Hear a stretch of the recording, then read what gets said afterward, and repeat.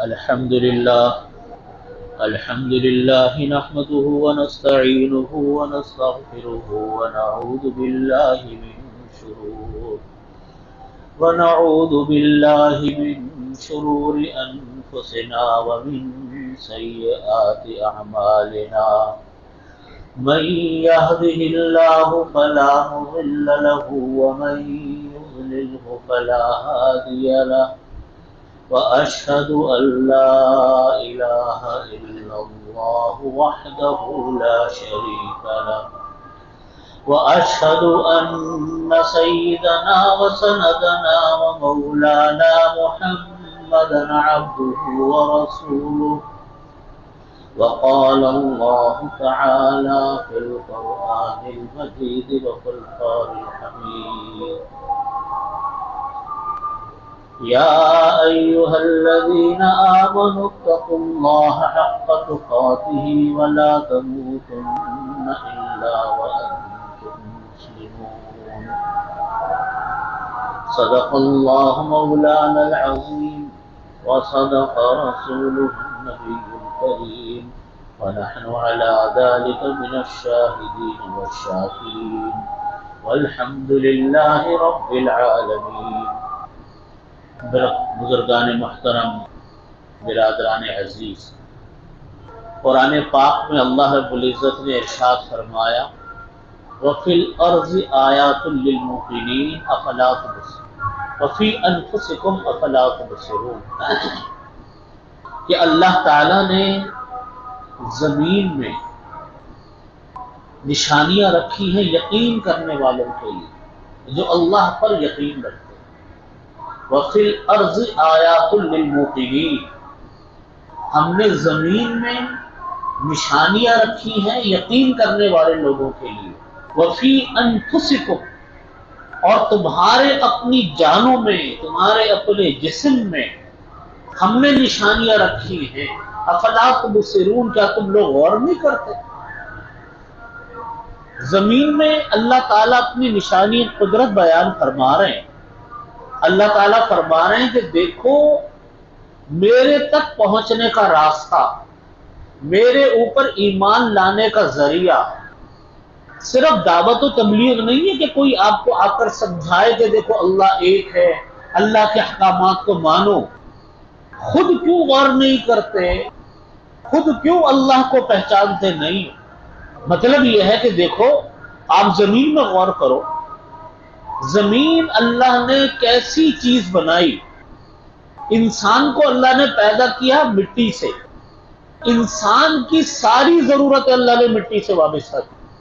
ہماری جتنی غذائیں ہیں، جتنی ہماری ضروریات ہیں، سب زمین اگا رہی ہے۔ ہم سبزیاں استعمال کرتے ہیں تو زمین اس کو پیدا کرتی ہے، ہم پانی پیتے ہیں زمین اس کو بناتی ہے، ہم فروٹ کھاتے ہیں زمین اس کو پیدا کرتی ہے، ہم جانوروں کا گوشت استعمال کرتے ہیں تو جانوروں کی نشو و نما، ان کا چارہ، ان کا پانی وہ زمین سے وجود میں آتا ہے۔ انسان کو خود اللہ نے زمین سے بنایا۔ ایک زمین ہے، اس ایک زمین سے بے شمار فروٹ پیدا ہوتے ہیں، بے شمار سبزیاں پیدا ہوتی ہیں۔ پانی جیسی عظیم نعمت جس کا کوئی دنیا میں بدل نہیں، کوئی ایک قطرہ پانی کا بنا نہیں سکا آج تک، وہ زمین سے اللہ تعالیٰ پیدا فرماتے۔ پھر کتنے خزانے اللہ نے زمین میں رکھے، گیس زمین سے نکلتی، کوئلہ زمین سے نکلتا ہے، پیٹرول زمین سے نکلتا ہے، بے شمار پتھر زمین سے نکلتے ہیں، بجری ریت زمین کے اندر۔ کون سی چیز ایسی ہے جو زمین کے اندر نہیں ہے؟ اور آپ دیکھیے کوئی چیز کڑوی پیدا ہو رہی ہے، کوئی میٹھی پیدا ہو رہی ہے، کوئی رنگین پیدا ہو رہی ہے، کوئی ایسی ہے کہ ہے تو ضرورت کی، کھا نہیں سکتے، استعمال کی ہے، پیٹرول ہے، گیس ہے۔ کیا اللہ کا ایک کائنات کا نظام ہے؟ آپ ذرا غور تو کرو کہ ایک زمین ہے، اس ایک زمین سے اللہ کیا کیا پیدا فرما رہا ہے، کیا کیا پیدا کر رہا ہے۔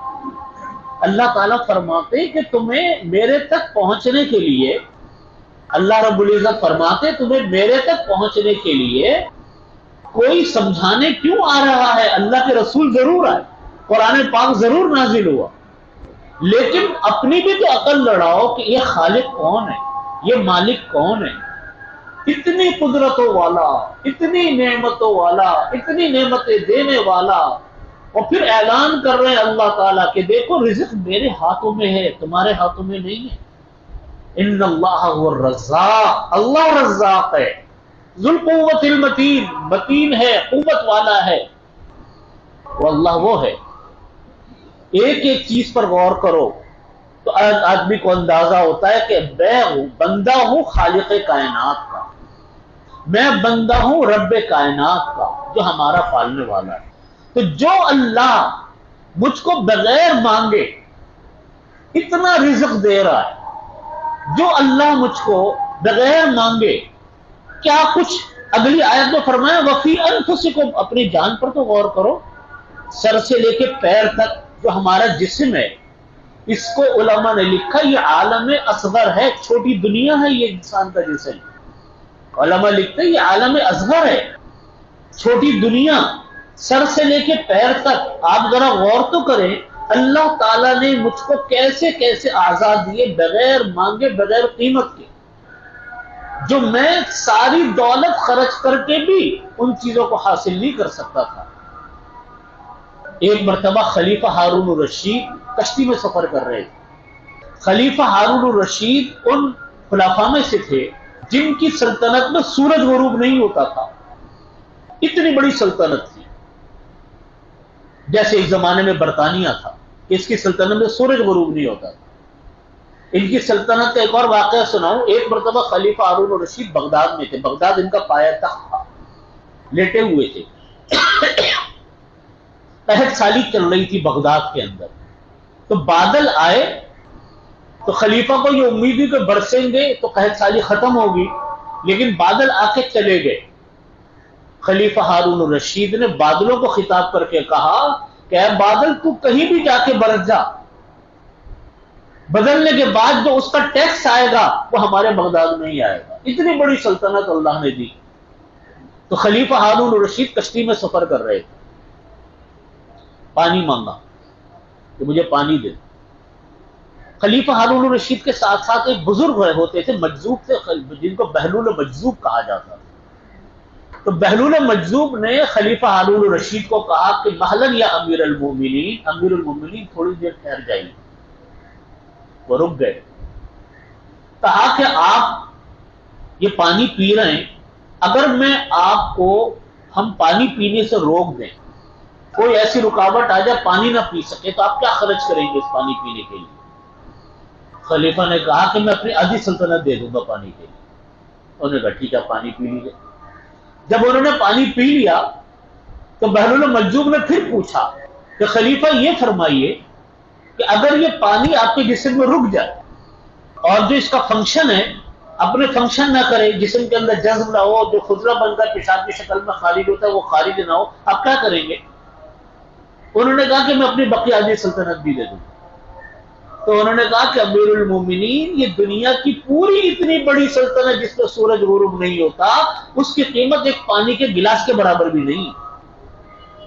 جو ہم اللہ کی اتنی نعمتیں استعمال کرتے ہیں، اللہ تعالیٰ فرماتے وَفِي الْأَرْضِ آیَاتٌ لِّلْمُوقِنِينَ، زمین میں نشانیاں ہیں یقین کرنے والے لوگوں کے لیے جو اللہ پر یقین رکھتے ہیں۔ وَفِي أَنفُسِكُمْ، تمہارے اپنے جسم میں اللہ کی نشانیاں ہیں۔ افلا تبصرون، کیا آپ غور نہیں کرتے کہ اللہ نے کیا کیا نعمتیں آپ کو دے رکھی ہیں؟ سوچو تو صحیح، ہم کتنا بڑا خزانہ اپنے جسم کے اندر لے کر بیٹھے ہیں، کتنا بڑا خزانہ انسان اپنے جسم کے اندر لے کر بیٹھا ہے۔ آپ دیکھیے، ہم اور آپ غور بھی نہیں کرتے، جتنے کھانے پینے ہم اور آپ استعمال کرتے ہیں صبح شام، ہر انسان کی ضرورت ہے کھانا پینا۔ آپ دیکھو کبھی کھانے پر بیٹھو، آپ غور کرو کہ اللہ کی کتنی بڑی نعمت انسان کا یہ رزق ہے۔ اس رزق کے پیدا کرنے میں میرے اور آپ کا ادنا سا کوئی دخل نہیں۔ کوئی ایک دانہ کوئی اپنی مرضی سے اگا سکتا؟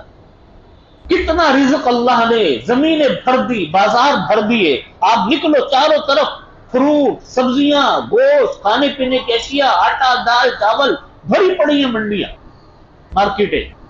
سب انسانوں کا رزق کے لیے اللہ نے پیدا کیا نا. کوئی ہم میں سے آپ میں سے کوئی قادر تھا کہ ہم اس کو پیدا کرتے؟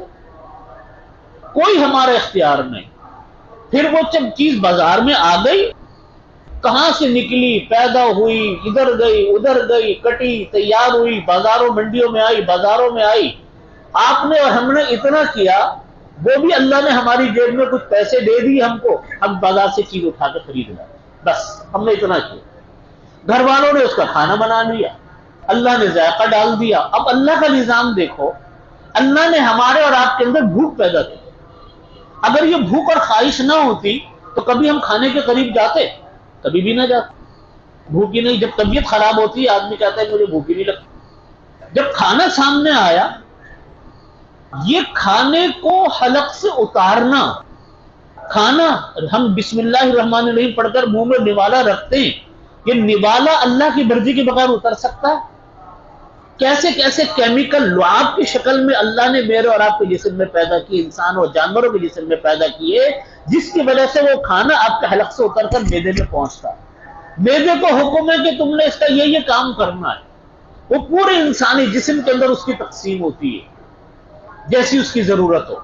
وہ تقسیم کے بعد پھر اللہ تعالیٰ جو جسم کی ضرورت ہوتی ہے اس کو رکھتے ہیں، جو جسم کی ضرورت نہیں ہوتی اللہ اس کو فضلے کی شکل میں خارج کر دیتے ہیں. وہ خارج نہ ہو تو بھی زہر ہے، انسان مر جائے. اللہ کا نظام دیکھو. کسی چیز میں ہمارا اور آپ کا دخل ہے؟ آپ مجھے بتاؤ.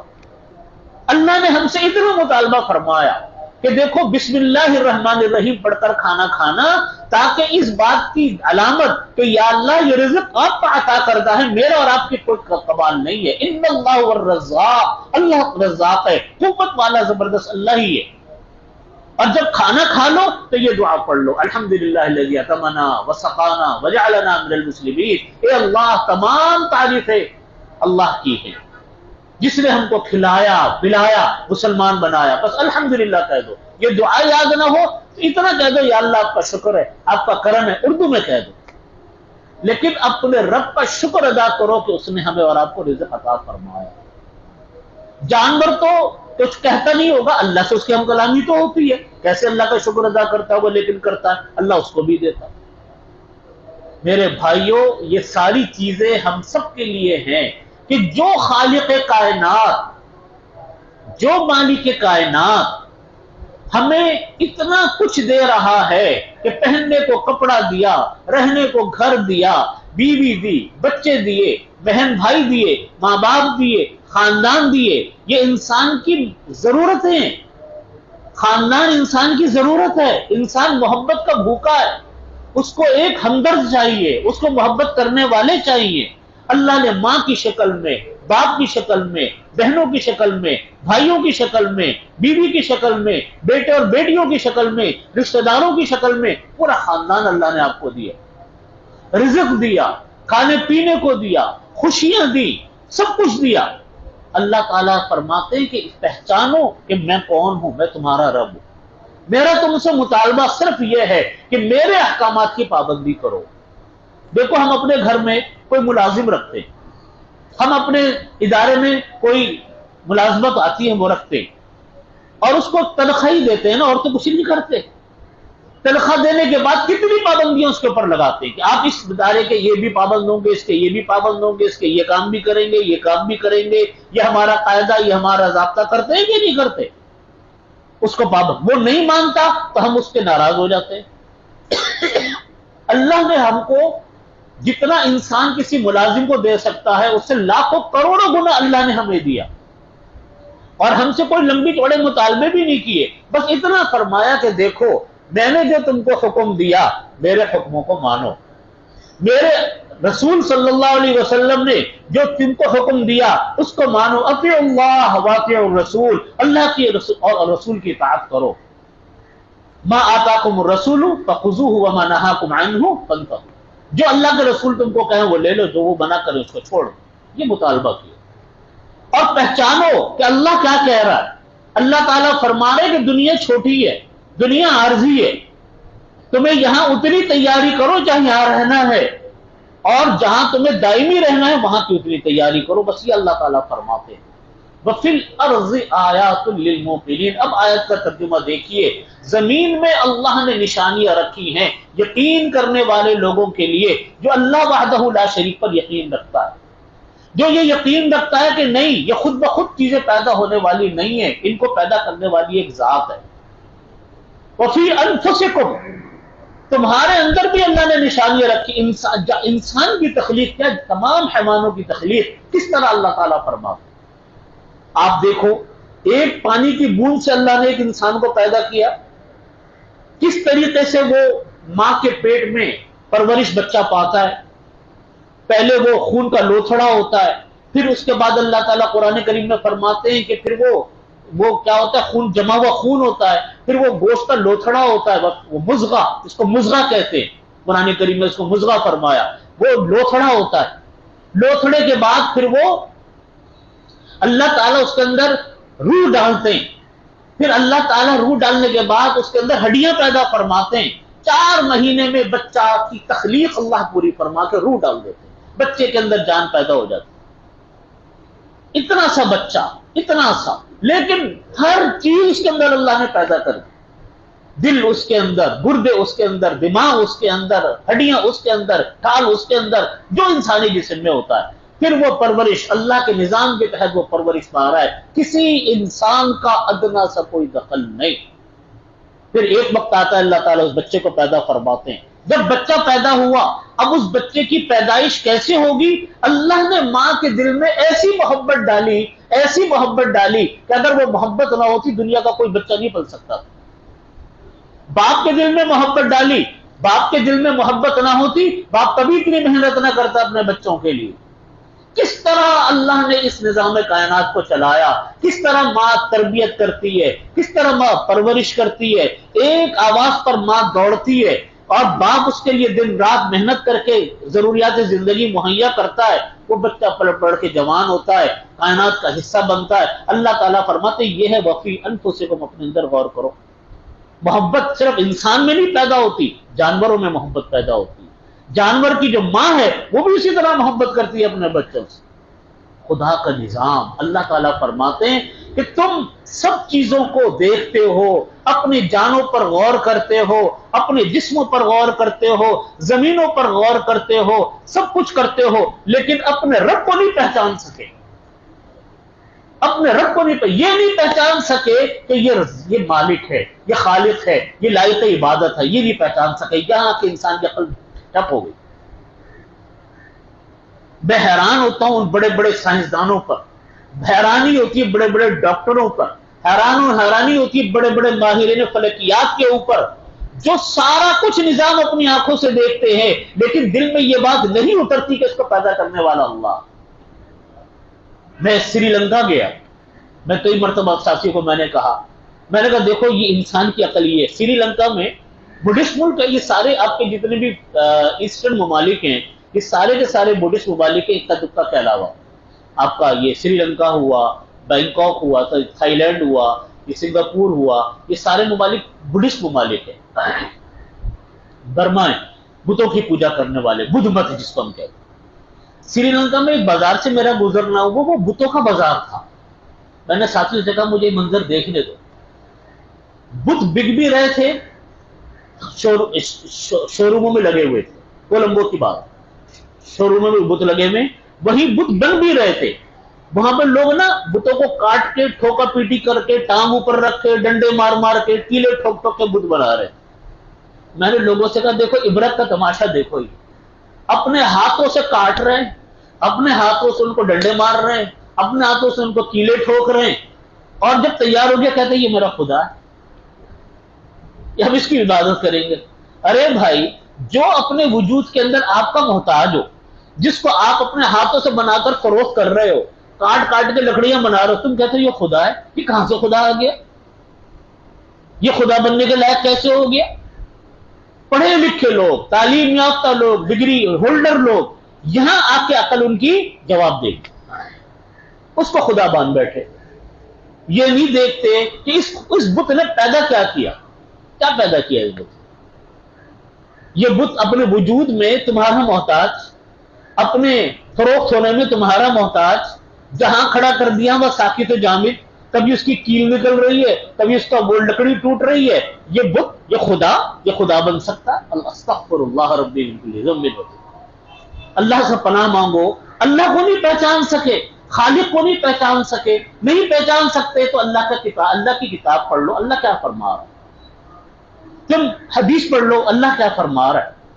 عقل حیران ہوتی ہے کہ لوگ ان سب چیزوں کو دیکھ کر لیکن جو کنیکشن ہے وہ کنیکشن قائم نہیں کرتے اللہ سے، کہ اللہ سے کنیکشن قائم کرو کہ یا اللہ یہ کس نے پیدا کیا، یہ تو آپ نے پیدا کیا، جب آپ نے پیدا کیا تو لائق عبادت تو آپ ہیں، بات تو آپ کی ماننی ہے، بات ہم دوسروں کی کیوں مانیں؟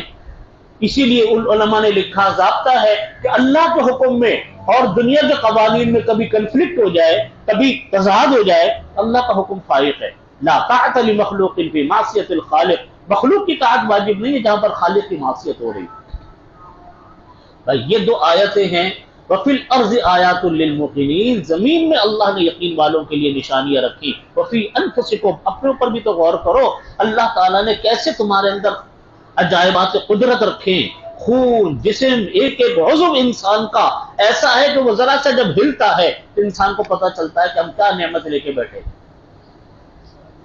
اللہ تعالی ہمیں عقل عطا فرمائے، اللہ تعالی ہمیں سمجھ عطا فرمائے، ہم اللہ کے حکموں کو پڑھیں، اللہ کے حکموں کو مانیں۔ اور دیکھو میں پھر یہ بات عرض کرتا ہوں کہ اپنی اولادوں پر توجہ دو۔ آپ اپنی اولاد پر، لوگ کہتے ہیں کہ جو علماء اپنا کام نہیں کر رہے فلانا، میں لوگوں سے کہتا ہوں دیکھو کام سب اپنی جگہ کر رہے ہیں، لیکن ہم بچپن سے پہلے مائیں بچوں کو کلمہ سکھاتی تھی، مائیں بچوں کو 100 باتیں سکھا دیا کرتی تھی، پھر بچہ قرآن پاک اہتمام سے پڑھتا تھا، پھر اسکولوں میں جاتا تھا، اسکولوں میں بھی دین کی تعلیم ہوتی تھی، ایک بچہ ایک اچھا انسان بنتا تھا۔ اب ہمارے بچے دین سے ایسے دور ہو چکے ہیں کہ ان کو کوئی بات بتا دو ان کے سمجھ میں نہیں آتی، اس لیے کہ بچپن سے ہم نے ان بچوں پر توجہ نہیں دی۔ اپنے اولاد پر توجہ دیں تاکہ ہمارے بچے پکے مسلمان بنیں۔ یہ بچے پکے مسلمان بنیں گے، یہ آپ کا بھلے کی بھی چیز ہے، بچوں کی بھی بھلے کی چیز ہے۔ اللہ تعالیٰ نے اس پر عمل کی توفیق عطا فرمائے۔ باقی دعوانا الحمدللہ رب العالمین۔